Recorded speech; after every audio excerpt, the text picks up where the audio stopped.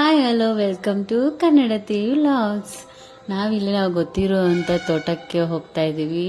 ಅಲ್ಲಿ ವ್ಯೂ ಎಷ್ಟು ಚೆನ್ನಾಗಿದೆ ಅಂತಂದರೆ ತುಂಬ ತುಂಬ ತುಂಬ ಚೆನ್ನಾಗಿದೆ.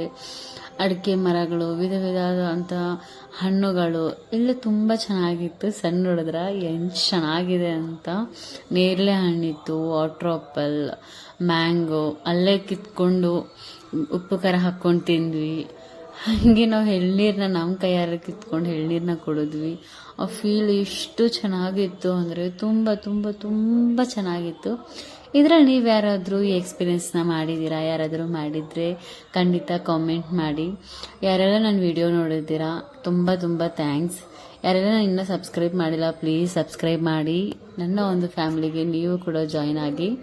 ಥ್ಯಾಂಕ್ ಯು ಸೋ ಮಚ್ ನಿಮ್ಮೆಲ್ಲರಿಗೂ. ನೋಡಿದ್ರೆ ನನ್ನ ಕೈಯಾರೆ ಕಿತ್ಕೋತಾ ಇದ್ದೀನಿ. ಆ ಫೀಲ್ ಹೆಂಗಿರುತ್ತೆ ಗೊತ್ತಾ, ತುಂಬ ಚೆನ್ನಾಗಿರುತ್ತೆ.